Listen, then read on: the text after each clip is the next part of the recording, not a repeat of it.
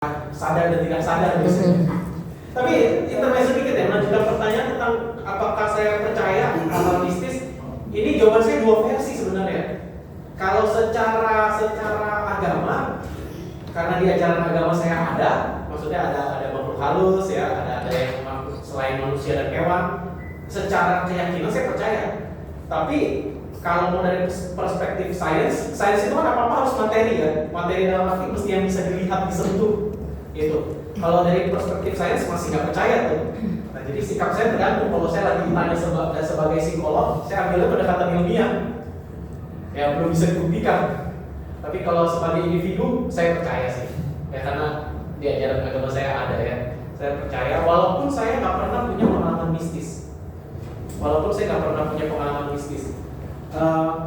Walaupun saya sering hobi naik gunung, tapi nggak pernah ada pengalaman mistis juga. Jadi benar-benar pure keyakinan ya. Pernah saya cuma naik gunung, teman saya izin mau buang air kecil keluar dari tenda tengah malam, dia keluar nggak balik-balik. Nah itu saya takut tuh. Saya kira ini pengalaman mistis perdana nih.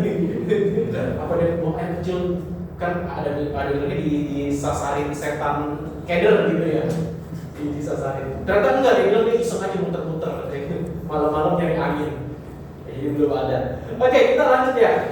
Jadi curiosity karena kebetulan ini strength saya suka mencampur jadinya. Suka belajar banyak hal, saya campur. Bahkan saya suka IT, saya bikin teks saya sendiri di website sendiri. Utak-atik gitu saya suka. Ya, jadi keuntungan bagi guru adalah kalau punya curiosity yang besar itu jadinya bisa mengajar dengan berbagai pendekatan. Ya, bisa mengajar dengan berbagai pendekatan. Kadang-kala saya bikin kuisnya pun seperti yang tadi itu di website sendiri itu kan murah sebenarnya. Saya bayar setahun 1 jutaan doang untuk punya itu. Tapi saya utak-atik, jadi bisa saya kasih psikotes yang online. Apalagi sekarang kan lebih relate kalau yang online ya. Orang udah males psikotes kertas ya sebenarnya ya. Online tadi Bapak juga cerita ya, apa dari rumah kameranya di-onin, ya, jadi lebih enak. Saya untuk beradaptasi dengan zaman juga lebih cepat. Karena pendekatannya berbagai macam curiosity. Mungkin ada yang fairness Bapak Ibu yang strength-nya di sini, fairness yang memperlakukan orang dengan adil. Biasanya jiwa tegar rasanya tinggi sekali. Jiwa tegar rasanya tinggi, punya prinsip ingin semuanya harus adil dan setara. Sifat ini baik Bapak Ibu, cuma hati-hati kalau berlebihan jadi orang yang ragu-ragu. Kenapa? Blunder, bisa jadi blunder. Ya, jadi bersikap adil, bersikap fair itu bagus, asalkan disertai dengan kebijaksanaan. Karena kalau blunder jadinya begini, ya jadinya ragu-ragu, nggak berani ambil keputusan. Karena terlalu mau pengen adil seadil-adilnya, bahaya juga ya. Tapi menurut saya Bapak Ibu ini intermezzo, menurut saya adil aja nggak cukup memang. Ya adil aja nggak cukup. Karena kalau mau ngomong benar-benar adil, kalau mau benar-benar ngomong adil ya sama rata gitu. Kalau perempuan ada cuti melahirkan, harusnya laki-laki ada juga. Kalau mau benar-benar ngomongin adil sama rata ya. Tapi pada kenyataannya kan nggak begitu. Secara biologis memang berbeda. Jadi kadang menurut saya bukan masalah adil ya, tapi konteksnya. Ya kenapa perempuan punya anak cuti bisa 3 bulan? Karena secara biologis dia melahirkan. Fisiknya jauh lebih habis-habisan. Ya kalau yang laki-laki yang penting gajinya dinaikin aja.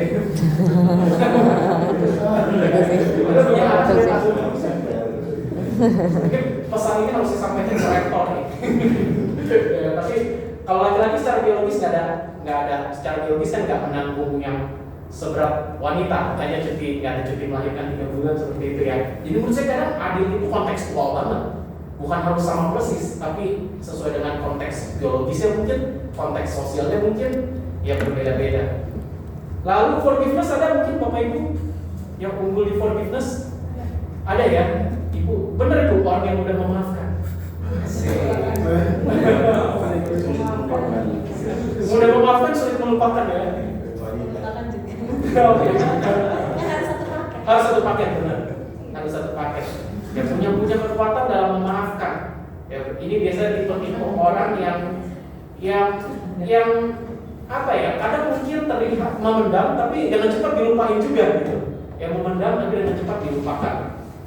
Cuma mungkin bahayanya adalah terlalu permisif. Terlalu permisif itu terlalu membiarkan orang lain menyakiti.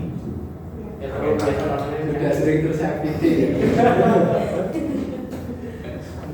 Ini mungkin kalau dalam pengajaran mungkin lebih bisa digunakannya dalam arti tidak ada hal buruk terjadi, let go-nya lebih gampang ya.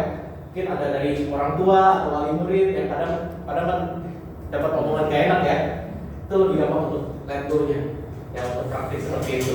Dan ini kayaknya kalau pengajar menurut saya butuh deh. Karena nggak guru nggak dosen sama. Kayak saya cerita tadi gitu ya.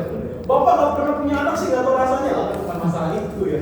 Bukan masalah saya punya anak atau enggak. Ya tapi masalah aturan gitu. Jadi pemaafan, forgiveness. Lalu gratitude, ada Bapak Ibu bersyukur. Jadi punya sifat itu orang yang mudah melihat hal baik sebenarnya. Gratitude, ada ya? Gratitude, mudah untuk melihat hal baik. Ini orang suka salah paham Bapak Ibu. Orang kira bersyukur itu artinya memaksakan diri pura-pura baik. Ini salah kaprah nih. Ya salah kaprah. Bersyukur itu artinya kita menyadari sebenarnya, menyadari ada hal baik. Karena kita suka lupa ada hal baik. Ya contoh paling simpel ya, bersyukur hal baik. Hujan nih akhirnya nih, setelah sekian lama kemarau, itu kan hal baik. Tapi kadang kita suka lupa mensyukurinya. Cuma tahunya hujan gitu. Tapi lupa untuk berterima kasih kepada alam. Maksud bersyukur hari ini akhirnya ada hujan. Meluangkan waktu untuk menikmati hal baik itu. Nah itu kita kadang suka lupa. Dan jadi salah kaprah ya, apa-apa harus bersyukur. Enggak juga. Kalau kita memang lagi sedih, jangan dipaksain bersyukur dulu. Ya malah makin sedih. Ya malah makin sedih. Lagi ada masalah bersyukur dulu, nggak bisa. Memang perlu nangis dulu. Memang perlu nangis dulu, nggak apa-apa. Bersyukur itu artinya kita meluangkan waktu. Memang ada hal baik yang terjadi, kita nikmatin. Nikmatin dalam arti kita berterima kasih. Itu ada hal baik yang kecil sekalipun kita suka lupa. Kadang misalnya hari ini anak yang tidur lebih cepat, lupa disyukuri. Padahal setiap hari yang ngeluh ya, kalau bisa tidur lebih cepat dan disyukuri. Nah itu sebenarnya itu ya. Lagi-lagi kita lebih gampang mengingat hal negatif, ya, lebih susah mengingat hal positif. Makanya bersyukur itu jadi sifat baik. Ya, dalam pengajaran juga bisa diterapkan sebenarnya. Bahkan diajarkan kepada siswa. Ketika ada hal baik terjadi, apa hal baik yang sudah kamu dapatkan hari ini, itu bisa ditanya untuk memancing sikap bersyukur ya sebenarnya. Hal baik ya, misalnya hari ini mamaku nganterin sampai sekolah misalnya, mungkin mamanya sibuk nganterin mbak misalnya. Ya, dia jadi belajar untuk mensyukuri. Hari ini teman di sebelahku nggak gangguin aku misalnya. Ya, jadi praktik itu bisa. Ya bahkan ada risetnya seseorang yang setiap hari menyebutkan 3 hal baik yang terjadi, yang beneran terjadi ya, bukan ngarang ya. Itu ternyata lebih gampang bangkit kalau ada masalah. Karena walaupun dia ada masalah, dia juga tahu ada hal baik. Ya walaupun ada masalah, dia juga tahu ada hal baik. Ya 3 hal baik. Itu kadang saya praktikkan juga. Ya dia bersyukur. Honesty ada mungkin Bapak Ibu, kekuatan di honesty, kejujuran. Wah Ibu juga ya, Ibu jiwa seni, kejujuran. Ya itu kombinasi orang yang sebenarnya sangat taat aturan gitu. Mungkin benar Pak, benar juga sih.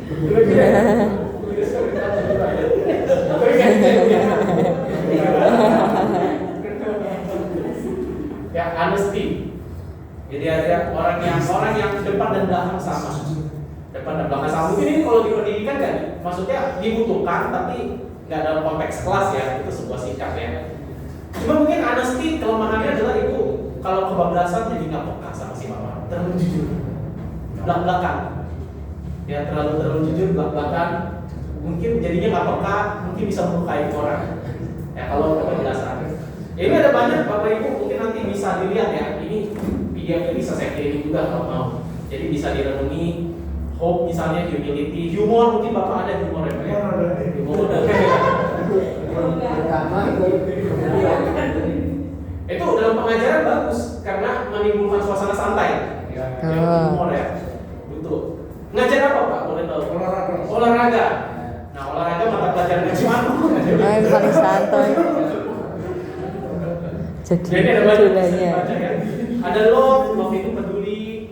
Tapi kalau kita lihat nih Bapak Ibu, walaupun ini sifat-sifat baik, semua yang berlebihan ternyata nggak bagus.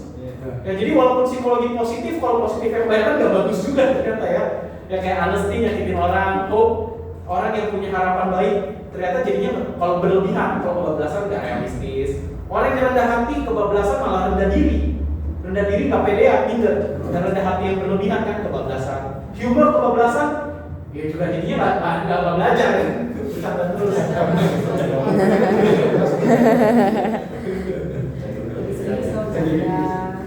Ya humor yang berlebihan, judgement berlebihan. Judgement itu kemampuan untuk mengevaluasi, menilai, memberi penilaian. Kalau berlebihan jadi orang yang sinis, semuanya dinilai, semuanya dikritikin.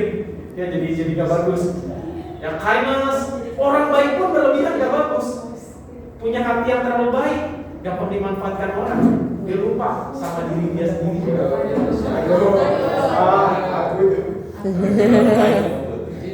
Bahkan jiwa leadership yang bagus itu kalau berlebihan jadi otoriter. Leadership yang berlebihan, terlalu ingin memimpin tetapi kebablasan. Ya jadi kan otoriter.